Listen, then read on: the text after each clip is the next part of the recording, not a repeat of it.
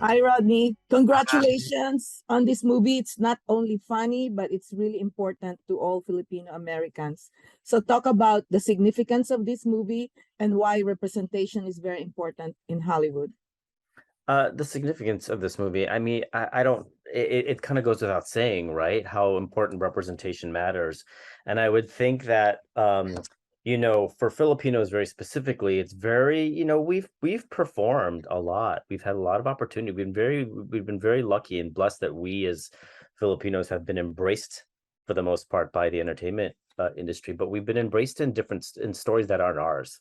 And I think that to me is the big difference with this movie is finally we're being embraced to portray Filipinos as Filipinos in a Filipino American family. It's the sights, the sounds, the smells, and everything that we are accustomed to growing up, right? That we knew in our home, that we felt comfort in our home. And I don't think up until now I've been able to represent that in any kind of storytelling that I've done. Um, I've played Filipino characters before, but in terms of just a sort of a cumulative storytelling in one project, I have not done that ever, and I'm excited for people to sort of witness that. And the guy who made it happen is Jo Koy, who's a comedian. And talk about working with Jo Koy. I mean, I don't want to say too much, or else I'm going to start crying. I always tell him like he's a pioneer. And it's so it feels so it feels so cliche saying that, but he really is. Janet, one of the great things about my time in the industry is I've met a lot of great Filipinos. I've met a lot of Filipinos like myself, and I'm not trying to pat myself on the back here, who are very proud of who we are, what we are, where we came from. Right. And that's not easy for an Asian American or any person of color growing up in the entertainment industry, or in America for that matter. Um, Joe, I have never met somebody in that group of people who is so proud, who is so who just wears being Filipino on his sleeve. I've never met anybody who is making the kind of effort that he is to put very specifically not just his story but Filipino stories out there. He is determined. Everything that comes out of his mouth, every other thing that comes out of his mouth, is something to do with moving the image of a Filipino American and BIPOC person forward. It's never ever he doesn't take it for granted, and I'm so impressed by that. Again, I've been around for a while. I thought I've seen it all until I met Joe, and to see him, here's the great thing, Janet, like it's the thing to remember, and I'm encouraging everybody to remember this. Joe, when he went into his meeting with Amblin and the Spielberg company, he was asked in this moment, he was asked to pitch a project. They said to him, and this is public information, right? He said this. They said, "Do you have a project that you are interested in telling?" In that moment, he could have pitched anything. I mean, Joe's one of the hottest comedians in the world. He could have pitched, "Hey, let's do a cartoon about a cockroach." I mean, he could have done anything. And he specifically chose to pitch in front of the biggest filmmaker, probably one of the biggest filmmakers in the history of filmmaking, pitch a story, not just about his family, but a Filipino and Filipino American family. And I think in that moment, I don't know if he would, I don't know if it was something that he was like instantly conscious of, but on the outside, hearing that story, I was like, wow, he really, in that moment, there was a heroism about him. He took that moment, and he knew, whether it was overt or not, that this was an opportunity. And out of all the gajillions of things he could have pitched, he pitched this specific thing, and they bought it. And I don't know of anybody who would be as brave, quite frankly, right? So I think, to me, that's working with Joe. He's a hero. He's like a brother to me. Like he's also, hey, Hollywood, the most generous guy in the world. I mean, Filipinos are generous, right? We love to give things.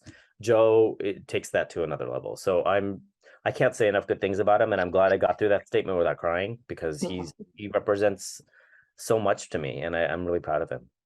And did you ever imagine yourself in a Steven Spielberg produced movie? No, I mean the short version is, again, like I don't mean to sort of politicize it or turn it into something. It's like, as I don't know if we get these. I think it's something that is rooted in just the entertainment industry, right? As people of color, we hope, but we don't necessarily see, and we don't necessarily, like, the opportunities aren't necessarily presented to us on the regular. So, when this came about, I can't help. Yeah, I think it's probably because of the years and years and years of not having these opportunities. You kind of just sort of sit back and be like, yeah, this might just sort of, come and go. Mhm. So to know that I sort of went through the process and then ended up getting it, and then, seeing it to its completion, and now we're here. Yeah, it's pretty special. And I don't know, it's not lost on me. This could potentially be the last one of these. Hopefully it's not. But that being said, like, if this is the last thing, that's great. I've lived a good life, and I've done some pretty good things, so I'm okay. So, how did you get the gig? And tell us more about your character, Tito Arthur. Tito Arthur, I got the job.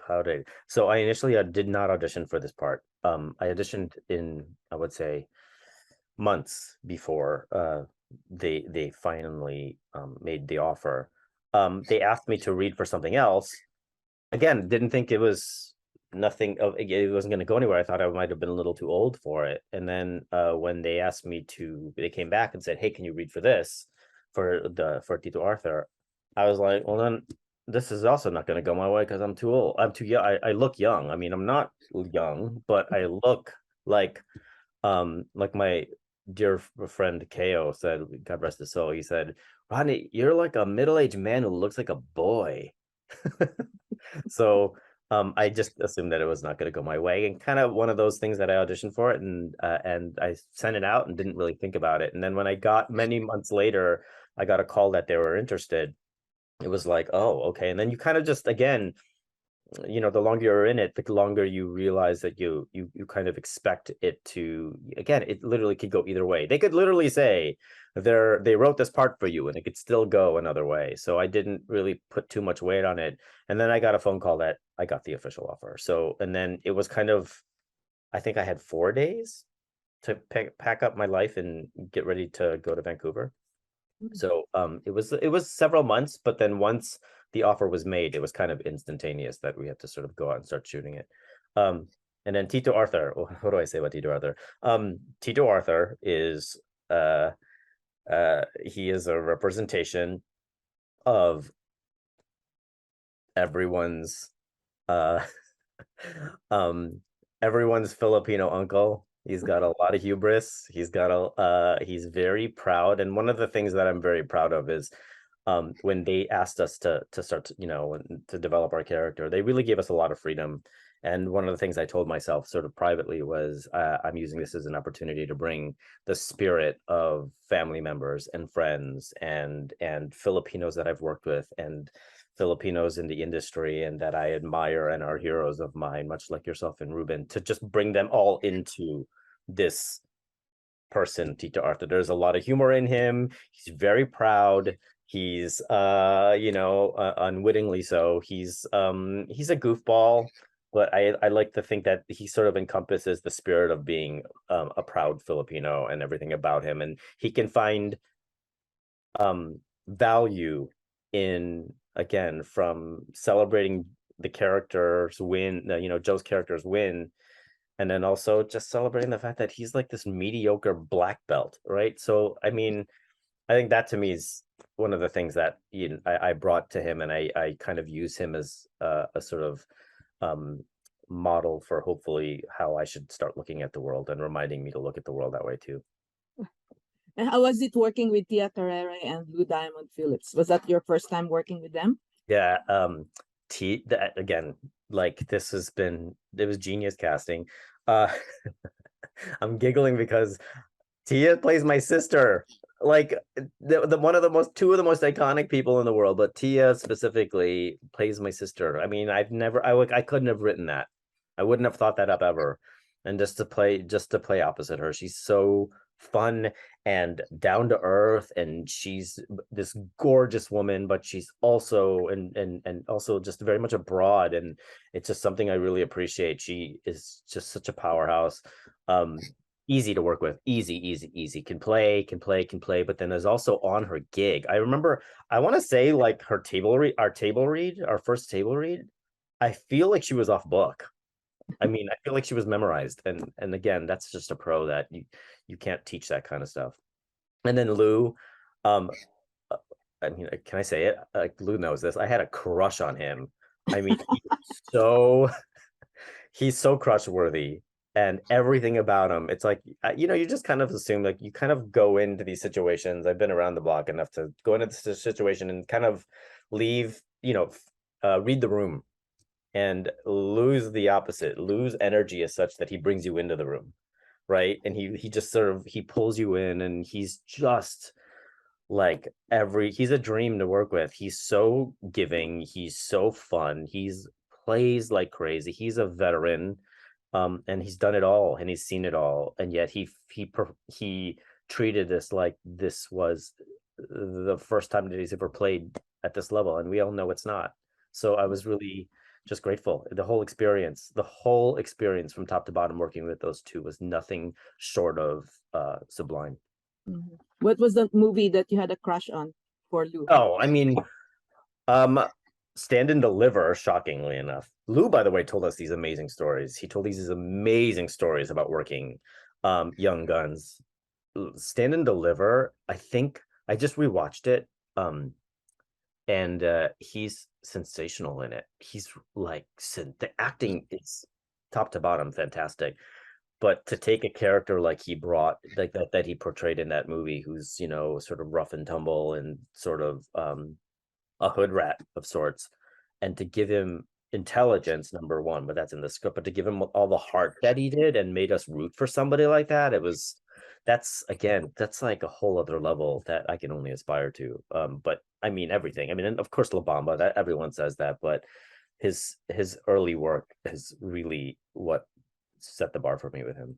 Oh, thank you very much. I don't have time right now, but Okay. I'll turn you over to Ruben. You have to click on his link to get Yes. this. Yes, I'm happy to see you as always. Thank you for everything you do. I always tell people when they don't know who you are, I always say that Janet and Ruben are the Obamas of, the Filipino entertainment. Ruben heard you.